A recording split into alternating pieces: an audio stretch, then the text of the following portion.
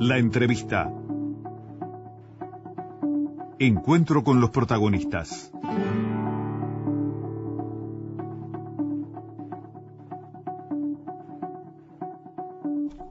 Amigos, a propósito de todos estos episodios que se han ido desencadenando a partir de la publicación el sábado 30 de marzo en El Observador por parte del periodista Leonardo Habercorn de los contenidos de las declaraciones que aportó Gavazo, Silveira y compañía en el Tribunal primero de Honor y luego de Alzada de las Fuerzas Armadas, bueno, ha ido desencadenando todo esto una cantidad de reacciones y de valoraciones que bien vale la pena, y lo intentamos día a día, tratar de ir poniendo cada cosa medianamente en su lugar hasta donde podemos. Y hemos hablado varias veces de más de un nivel de consideración de estos temas, ¿no? Uno de ellos es indudablemente el que tiene que ver con la admisión de los horrores por parte de Gavazo, y bueno, ha comenzado a trabajar el fiscal Percival en el caso. El otro puede ser, sí, el del poder militar representado por los tribunales y por el comandante en jefe, y bueno, y el poder político, el presidente de la República, los cesó por esos hechos. Y otro es la responsabilidad civil del poder político, de la forma que ha manejado esto, y que a nosotros en lo personal nos ha mostrado unos cuantos flancos débiles. Pues pretendemos entrar por otro lado, y es la visión de aquellos que uno entiende que no tienen intereses ni de aprovechar una circunstancia para sacar ventajas políticas, ni defender a rajatabla una administración, sino que van por otro lado, y es la defensa de los derechos humanos. Y en eso el trabajo del doctor Pablo Chargoña, en el equipo jurídico del Observatorio Luz Ibarburu, y como abogado patrocinante en múltiples causas de violaciones a los derechos humanos, creo que nos va a ayudar a ir interpretando esa cuestión. Bienvenido, Pablo. Gracias por estar acá. Doctor. Muchas gracias por la invitación. La encomienda es grande, es importante, porque el tema es complejo. Sí. Pero sí, está claro que desde el punto de vista del movimiento de los derechos humanos, del pasado reciente y de cualquier otra agenda de derechos humanos, operar a favor o en contra de los gobiernos es un mal consejero. Para tener autoridad moral para hacer reivindicaciones a los gobiernos, el movimiento de derechos humanos debe presentarse como muy crítico y desde luego que independiente. Esto quiere decir que los conflictos políticos se analizan y eventualmente tiene que haber posicionamientos sobre todo respecto de ciertas partes en conflicto. Podría ser, por ejemplo, el conflicto entre el poder civil y castas o privilegios militares. Claro. Está claro que en ese caso tiene que haber un posicionamiento político, pero siempre a partir de la defensa principista de los derechos humanos. Es difícil porque estamos en una especie de contienda y de litigio. Yo interpreto además que en un año electoral donde inevitablemente hay posicionamientos que parecen más influidos por la perspectiva de las elecciones, acontecimiento político muy trascendente, pero más influidos por las perspectivas de las elecciones que la de la defensa del programa de los derechos humanos. Claro, esa cuestión se exacerba. Sí. ¿Se rompió el silencio, el pacto de silencio, como dijo Vázquez? ¿Usted está de acuerdo, doctor? Yo me temo que hay una sobredimensión en el planteo de ese ruptura del pacto de silencio. No lo voy a minimizar, por el contrario sería otro error, me parece importante. Pero conflictos entre las personas procesadas y condenadas que estuvieron en su momento en Domingo Arena hubo hace mucho tiempo, incluso se sabe desde hace mucho tiempo, en realidad. Si se revisa la prensa, año 2012, se encontrarán conflictos entre Gavazo, Silveira, Gilberto Vázquez, y algunos comentarios que implicaban que aquella corporación no era tan cerrada como se pretendía. Ni hablar el caso de Gregorio Álvarez, decididamente enfrentado a algunos de estos personajes que yo dije. Por otro lado, yo he visto en las audiencias acusaciones recíprocas. O sea, cruzadas entre militares. Cruzadas, sí. En el caso, algún caso. Un oficial de la Fuerza Aérea que formaba parte del OCOA, es decir, un oficial importante de la Fuerza Aérea, acusa a todos los oficiales del Ejército ante el juez Lecchini. Para mí eso es ruptura del pacto de silencio. Y describe perfectamente cómo operaban en el 300 Carlos el OCOA. Es cierto, no menciona a nadie de la Fuerza Aérea, a nadie de su fuerza, pero menciona, diciendo la verdad, porque nosotros sabemos que estaba diciendo la verdad, porque los nombres se repetían, menciona a los Gavazo, a los Silveira, las cosas que hacían, la importancia que Gavazo tenía, cómo funcionaba la tortura en los fondos del Servicio de Material y Armamento, en el 13 de Infantería. Todo esto ocurrió hace un año y pico en el expediente del caso de Elena Quinteros. Es un ejemplo. Claro. Tengo otros ejemplos, no voy a decir exactamente en qué causa, pero como bien. está vinculado con el cuartel de La Paloma, tiene que ver con este caso que estamos hablando ahora. He visto militares que en su momento eran subordinados, tropa, no oficiales, los he visto llorar. Esto es, ¿qué quiere decir llorar? Llorar de rabia. Claro que he visto lágrimas de cocodrilo también, gestos que yo no me creo. Claro, pero ¿qué llorar de rabia en esas circunstancias? Porque les hacían firmar expedientes falsos sobre la muerte de militantes de izquierda en el cuartel de La Paloma. Sus superiores en ese momento. Sus superiores, a quienes mencionan. Algunos muertos, y cuando se mencionan personas muertas, entonces eso no es ruptura de pacto de silencio, porque es una tendencia al revés, de defensa corporativa, de decir la culpa de todo tenía una persona que ya no puede responder. Eso es habitual. No, pero mencionan personas vivas, oficiales, que sí, son como las menciones a Cristi ahora por parte de Gavazo, ¿no? Claro, por ejemplo. Pero no en este caso que yo estoy mencionando, por eso digo que hubo otras rupturas de pactos que están explicados de esta manera. Estas personas firmaban al pie de un acta que no habían leído nunca, y firmaron porque les dieron una orden en el año 73, 74 en el cuartel de la Paloma. Yo puedo mencionar la lista de las personas que fueron asesinadas o desaparecidas vinculadas al cuartel de La Paloma. Están el caso de Nelson Berreta, del estudiante Kluber, asesinado en la calle. Era un estudiante que tenía reivindicaciones estudiantiles típicas. Esto ocurrió en el año 72. La tropa que salió a reprimir a los estudiantes salió de ahí, del cuartel de La Paloma.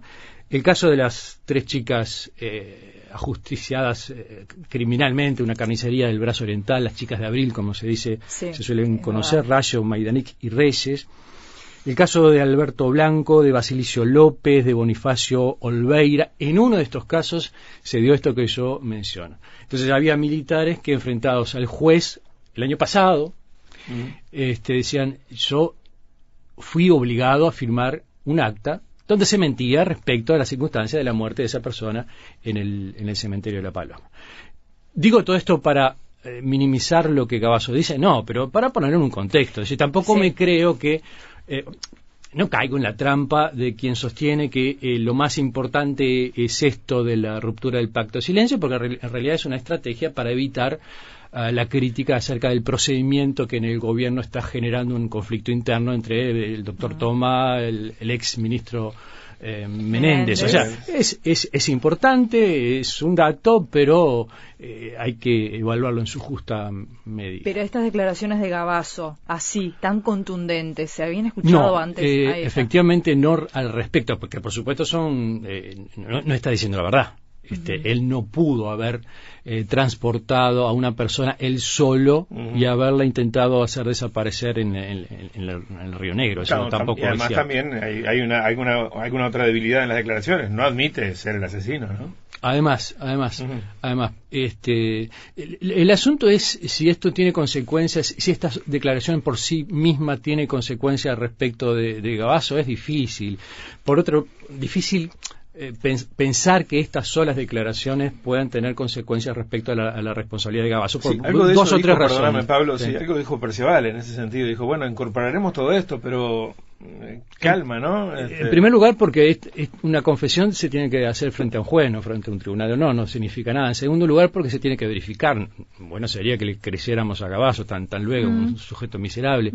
Se tiene que verificar. Y en tercer lugar, porque efectivamente se tiene que investigar exhaustivamente quiénes operaron, que no fue él solo, quiénes operaron en el cuartel de La Paloma y cómo se gestó esa ineficiente mecanismo de desaparición. Es horrible decirlo así, pero fue una forma ineficiente de desaparición que permitió que el cuerpo apareciera flotando en el Río Negro. Y yo estaba repasando la investigación del caso en Paso de los Toros, que efectivamente dio lugar en principio al procesamiento de Juan Carlos Gómez y de Gavazo, y un asunto especialmente estudiado por un colega de ustedes, como ustedes saben, Leonardo Abercor, que en el libro Gabazo sin piedad analiza este proceso, para mí, como lo he dicho mucho tiempo atrás, con mucha buena información. La actuación lobista, digamos así, o los cabildeos de la familia de Juan Carlos Gómez frente al ministro de Defensa Fernández Huidobro, una gestión exitosa. La familia de Juan Carlos Gómez trata de defenderlo, más allá de la defensa forense, y obtiene del ministro de Defensa Nacional en su momento unas gestiones que nunca quedaron claras cuáles fueron a favor de la defensa de Juan Carlos Gómez. Eso dio lugar al sobreseimiento de Juan Carlos Gómez. Y yo siempre me pregunté durante años, y esto es público, por eso subrayo el carácter público de toda esta discusión, ¿por qué el Ministerio de Defensa Nacional, que fue eficaz en la defensa extrajudicial, pero con efectos judiciales de Juan Carlos Gómez, no dio otro paso respecto al análisis de las responsabilidades de quienes sí eran culpables y que habrían ejecutado a Gómez Oro Hoffmann acá en el Cerro? Una pregunta que me surge, y quizás parte de mi ignorancia de los detalles del caso, Pablo, pero en ese momento, cuando de alguna manera la actuación de Eleuterio Fernández Huidobro va en la línea de decir: ojo, Gómez está comiendo un garrón, no es el responsable de este asesinato, lo primero que uno le surge es, bueno, si sabe que él no fue, debe tener algún indicio de quién fue. Sí. ¿La justicia no actuó ahí en ese caso, en esa línea? No actuó en lo absoluto. Yo, volviendo un poco al expediente, la posición del fiscal Fernando Pérez de sobreseer a Gómez, porque entiende que no hay prueba suficiente, y a Gabazo termina diciendo el dictamen del fiscal que actuó en su momento, ¿no?, en Paso de los Toros. Luego del sobreseimiento, pide que se remitan estas actuaciones ante el juzgado en lo penal de primer turno de Montevideo, en virtud de que existen elementos de convicción suficientes para considerar que el fallecimiento de Roberto Gómez Oro Hoffmann se produjo en el grupo de artillería número 1 denominado La Paloma, sito en la calle Santín Carlos Rossi, barrio del Cerro, Montevideo, y haber prevenido dicho juzgado. Es decir, el fiscal está diciendo, lo voy a sobreseer, pero esto se tiene que seguir investigando en La Paloma. Podría haber dicho sobreseo o pido el sobreseimiento de Gómez. No estoy de acuerdo con que se haya pedido el sobreseimiento de Gabazo. De todas maneras, quiero poner el foco en otra cosa. Está diciendo, pero esto se tiene que seguir investigando, concretamente en el juzgado penal del primer turno de Montevideo, que en ese momento su titular era el doctor Fernando Schlecchini. ¿Y eso no ocurrió? No ocurrió, exactamente, eso no ocurrió. Entonces tenemos un representante de la Fiscalía que analiza el caso y dice a Roberto Gómez Oro Hoffmann, lo montaron en Montevideo, investigan en Montevideo. Y no solamente a Gabazo, sino todos los otros que operaban allí. Y otra vez, el Ministerio de Defensa Nacional, ¿sabía esto? Por supuesto que sabía, si esto es público. ¿Por qué es público? Porque generó, primero pues se puede revisar, ¿no? Internet nos permite poner en un buscador y ver que efectivamente en el 2013 la jueza que recibió este dictamen se enojó con el ministro. Es un conflicto entre una jueza letrada en lo penal y un ministro, no es una cuestión menor, es un hecho político, además periodístico. La jueza se enoja porque recibe un fax tardío, dice ella, un fax del Ministerio de Defensa Nacional y algunos aportes que debieron haber venido antes, y se siente molesta o perturbada en su propio trabajo. Quiero decir con esto, este episodio de Roberto Gómez Oro Hoffmann y todo el itinerario de la desaparición, ejecución en el Cerro, intento de desaparición en el lago de Rincón del Bonete, ha sido analizado, o debió haber sido analizado desde el punto de vista político, desde hace más de 6 años. Había información suficiente. Porque había información, y yo siempre me preguntaba públicamente, preguntaba críticamente y públicamente al ministro Fernández Huidobro, ¿por qué no da un paso más colaborando con la investigación? Cosa que molestó en su momento a Fernández Huidobro. Algún amanuense de él me dedicó alguna nota, alguna carta que también se hizo pública, y el diario La República tituló erróneamente: el gobierno investigó la desaparición de Roberto Gómez Oro Hoffmann. Para mí un titular mentiroso, porque estamos todavía por saber cómo fue que lo ejecutaron y cómo fue que lo desaparecieron. Y entre otras cosas faltó investigación. Y claro, y no hubo investigación judicial, como alegremente decimos eso. ¿Pero cuál era la investigación? Creo que nunca se analizó esas responsabilidades. Estoy hablando del Ministerio de Defensa Nacional, no estoy hablando de un departamento cualquiera, ni muchísimo menos de una ONG. Respecto del caso. Doctor, sí.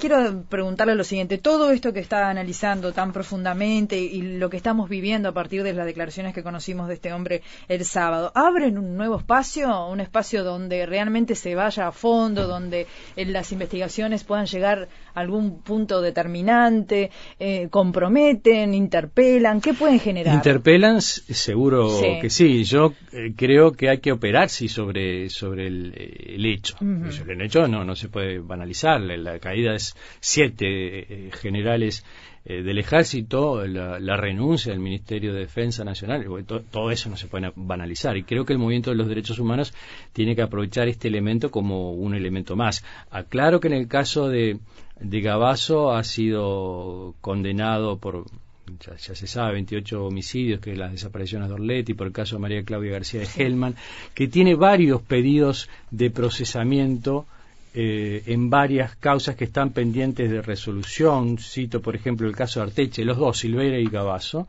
tienen pedidos de procesamiento fiscal.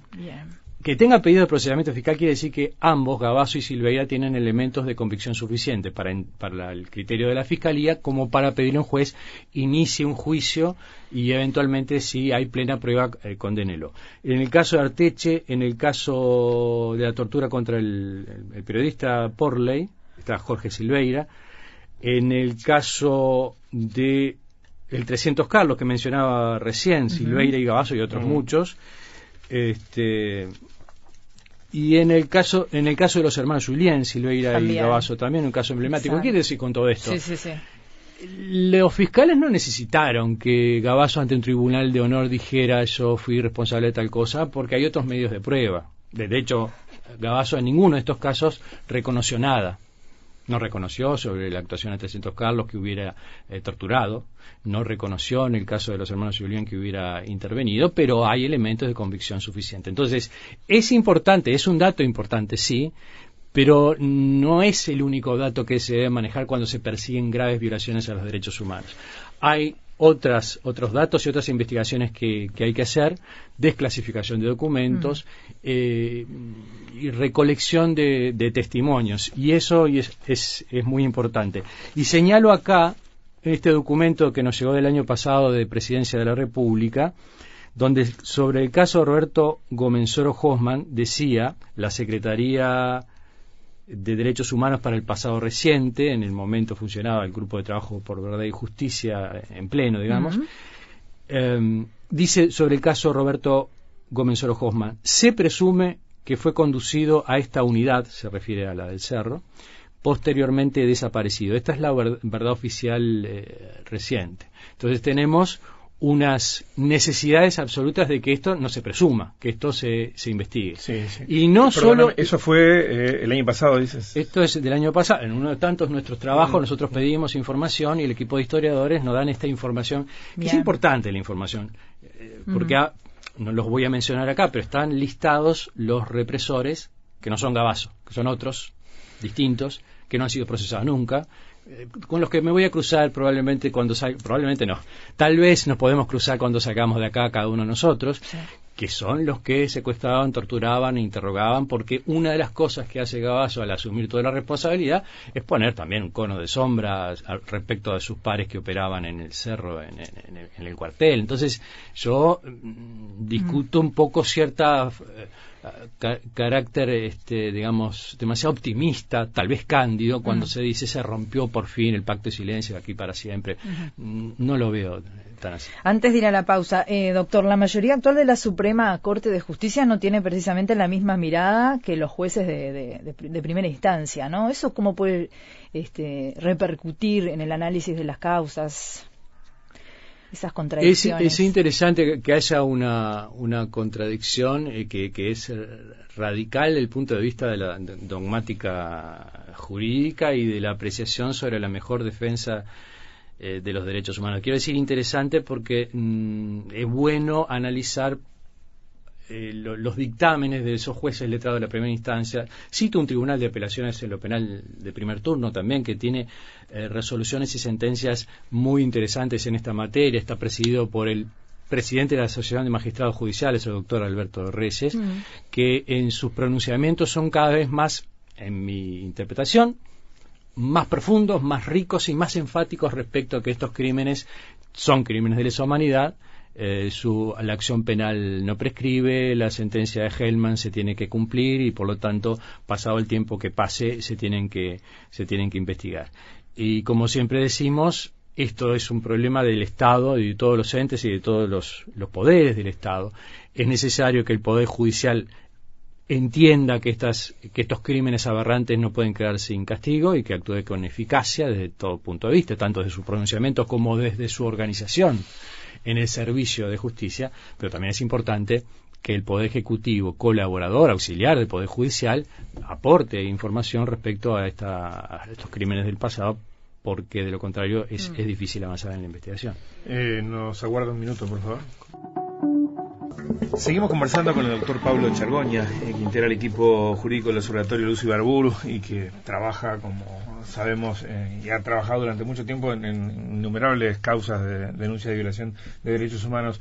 Más de una oportunidad, a través del trabajo de Julio Scavino en su columna, de lo que hemos escuchado de la Fiscalía Especializada en Derechos Humanos, hablamos siempre de esas 300 causas, y que es un paquete enorme que tiene una sola fiscalía, y bueno, sería bueno, me parece, Rosy, ¿no? Sí. Avanzar en el estado de esos casos. Sí, cifras que recogimos de la página del Observatorio Luz Ibarburu, que dice que el 50% de las causas están hoy en estado de presumario, 31% de las causas están archivadas, 4% tuvo una sentencia, 13% están anexadas a otras causas, 51% de las causas son por homicidio, 26% por desaparición, 23% por tortura, y si desglosamos la información juzgado por juzgado, se ve claramente las pocas denuncias que se han registrado, por ejemplo, en el interior del país, ¿no, doctor? Sí, es una preocupación importante.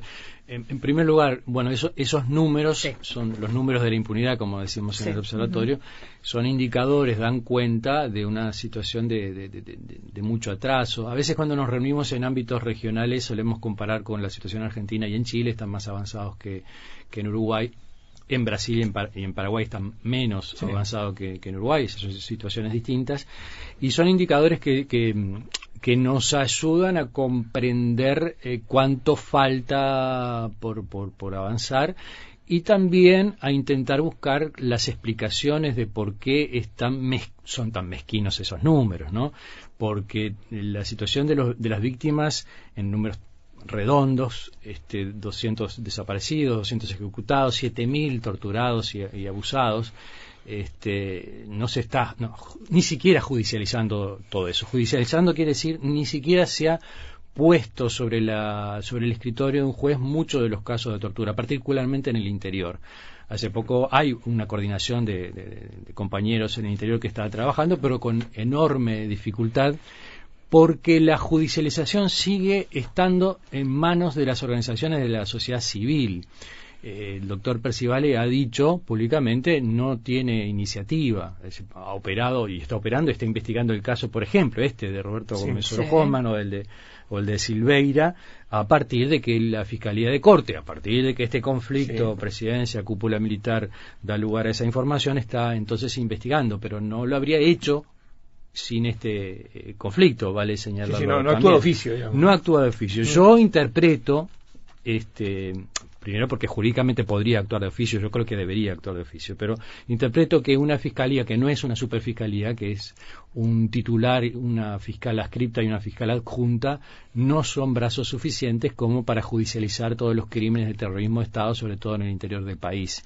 Y ese no es un problema exactamente del Poder Judicial, es un problema de presupuesto y es un problema de las fiscalías. Y si es un problema de presupuesto, es un problema político de la Asamblea General, que es la que vota el presupuesto y de quien tiene que tener iniciativa en ese sentido. Pero sigue dependiendo de las víctimas reunirse, cosa que no es fácil. Nosotros recibimos en el observatorio con mucha frecuencia con cierta frecuencia, personas que recién ahora están teniendo fuerza para hablar de su causa, y son situaciones terribles, porque como dicen los psicólogos, no la recuerdan sino que la reviven. Claro. Entonces, la semana pasada escuchamos un testimonio dramático de una chica de 20 años embarazada, no sabía que estaba embarazada, y estos monstruos la cuelgan en la tablada, la torturan, le obligan a decir cosas que no sabe porque tenía escasa militancia política,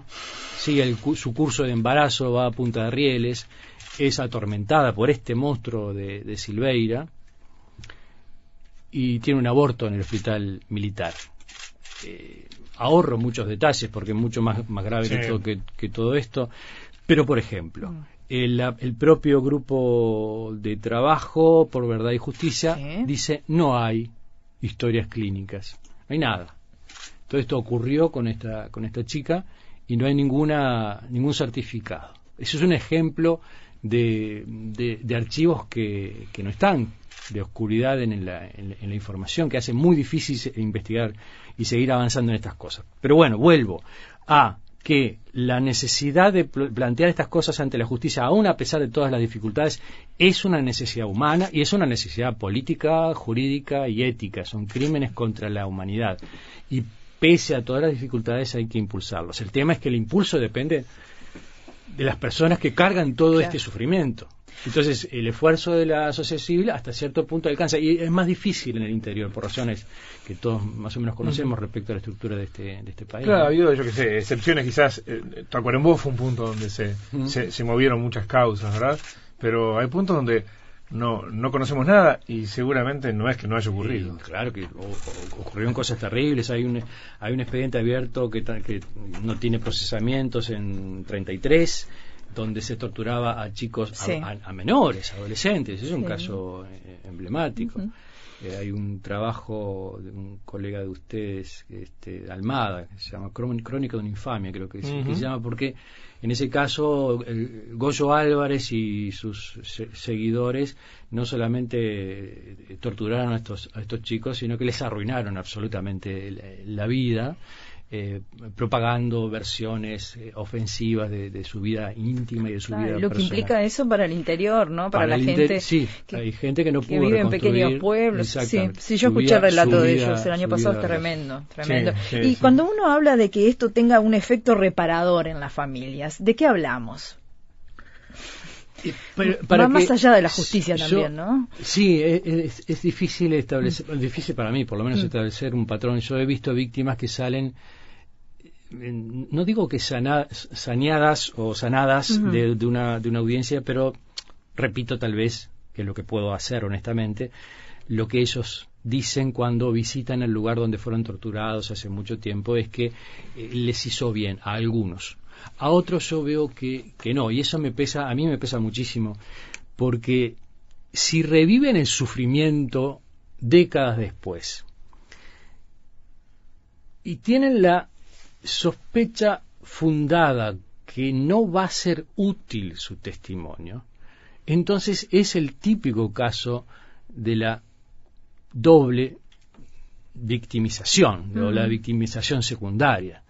El Estado los atormentó en la década del 70 y el Estado, ahora, tantos años después, los obliga a repetir un testimonio que ellos sospechan, por razones fundadas, que no va a tener un efecto, porque se siguen sumando las dilatorias, porque hay otras estrategias de demoras que están siendo eficaces, que es lo que está ocurriendo actualmente. Yo suelo repetir esto para no generar la idea que la ley de caducidad está siendo, que ya no tiene vigencia desde el año 2002, que está siendo hoy el paraguas de los represores. No es la ley de caducidad, es la norma de prescripción del Código Penal que se aplica, que debería solo aplicarse a los delitos ordinarios, y que por esta discusión de la que hablábamos recién se interpreta que también podría aplicarse, se interpreta por algunos tribunales que podría aplicarse a los crímenes de lesa humanidad. Entonces la discusión es sobre si el tiempo transcurrido es un refugio seguro para la impunidad. El Centro Militar trabaja con sus abogados argumentando esto, no la ley de caducidad sino la prescripción. Y la última chicana que encontraron es la inconstitucionalidad de la ley de creación de la Fiscalía Especializada. Sí. Que acaba de ser, sin argumentos consistentes, pero eso no importa. Están muy activos. Claro, está muy activo. El fiscal de Corte acaba de decir en un dictamen que compartimos plenamente que los argumentos no son de recibo, pero ¿por qué tienen éxito?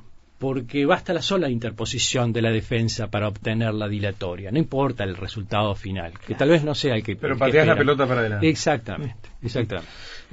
Pablo, ya tenemos que ir cerrando, pero simplemente una apreciación, a ver si tú la compartes o cómo lo ves. Las actuaciones del Tribunal de Honor en este caso de Gavazo, en la actuación de la comandancia también de las Fuerzas Armadas en torno a esto, me refiero al poder militar en concreto, me hace pensar algo, ¿no? A ver, no identificar como una lesión al honor cuando alguien describe el horror que describió Gavazo es un tema delicadísimo, ¿no? Y que por eso está el cuestionamiento si tenía que haberlo mandado o no a la justicia y cómo omitieron ese paso, nada menos. Los juzgados, los involucrados, los responsables de esta historia son octogenarios, ¿no? Gavazo sí tiene 80 años y bueno, y andan por allí todos y evidentemente sabían lo que hacían. Nos encontramos ahora con un generalato, la mitad de ellos fueron cesados, que son gente que anda por los 60 años. Manini Ríos tiene 60 años, seguramente algunos más jóvenes. Gente que eran veinteañeros, quizás recién ingresados a la fuerza, cuando volvimos a la democracia. Se mantiene todo aquello de decir, bueno, sí, más allá de que hay que aproximar el ejército de la sociedad, hay que respetar la democracia actual que tenemos, pero de aquello no hablemos, aquello está fuera de cuestión. Las consideraciones que tenemos cuando hablamos de honor son diferentes para el presente que para el pasado. Hay una punta que preocupa, ¿no? Sí. Esta es una opinión personal, no involucro a las organizaciones con las que trabajo. La mía también lo fue. También, parece perfecto. No, hay una casta militar en Uruguay, hay un poder fáctico militar. Lo que recién decía sobre archivos desaparecidos, los jueces no acceden a esa información producida por el hospital militar, por ejemplo. No acceden los jueces, no acceden los fiscales, no acceden este grupo especializado de Presidencia de la República, lo acaba de confesar Presidencia de la República. Hay una entidad separada del ámbito republicano democrático, evidentemente que es lo que podríamos llamar casta en ese sentido, de grupo cerrado, privilegiado, absolutamente. Que se transfiera a la nueva generación. Sí, porque tal vez estos conflictos que estamos viviendo ahora debieron haberse producido hace tiempo atrás. Quiero decir, yo hablaba de la ambivalencia de estos ceses últimos de los militares por parte del mismo gobierno que tenía al ministro Fernández Huidobro alentando la casta militar. Entonces, por un lado, yo reacciono frente al conflicto, pero lo contribuí a producirlo de alguna manera, fortaleciendo esas situaciones de privilegio. Sí, están actuando por fuera del orden civil. Muchos comandantes del ejército, antes que de Manini Ríos, decían lo que querían al respecto, sin que nadie les pusiera freno a sus discursos, y finalmente se elabora un discurso, se desarrolla un discurso y tenemos un caudillo militar de la conferencia de prensa tan agitada de Cabildo Abierto, Manini Ríos, que es expresión del neofascismo. El tiempo no cambia eso, por lo menos hasta ahora no. No, y esa es la preocupación, la transferencia de aquella doctrina de la seguridad nacional y el carácter neofascista a las nuevas generaciones. Y yo creo que hay una oportunidad de encarar el conflicto directamente. La oportunidad es el proyecto de ley orgánica de las Fuerzas Armadas, que es la cuestión política más esencial. Y respecto al Tribunal de Honor, yo en este caso también otra opinión personal, porque no coincido con algunos compañeros, hay que anularlos. Bueno, una de las posturas que hay en la interna del Frente Amplio, hay quienes sostienen eso, deben desaparecer. Estoy de acuerdo. Son ejemplos precisamente de una casta. No estoy diciendo que no tenga que haber potestad disciplinaria, sí, claro, justicia militar y justicia ordinaria para los delitos ordinarios, pero el Tribunal de Honor es otra cosa, es la expresión precisamente de una casta privilegiada que resuelve por sí y ante sí, con los criterios que estamos viendo de aberración moral, cuestiones que no debían ser resueltas. Fueron eliminados, me enteré hace poco, en Argentina, fueron eliminados en los ejércitos profesionales, no lo tienen, en España, y creo que esta es la oportunidad, porque absuelvan o condenen, incluso por la razón que fuere, no corresponde que se expidan estas rémoras, estas cosas vetustas, estas instituciones que, insisto, son indicadores de la existencia de un grupo privilegiado dentro del Estado que un Estado democrático no puede tolerar. El doctor Pablo Chergoña, gracias. Gracias, doctor. Gracias a ustedes.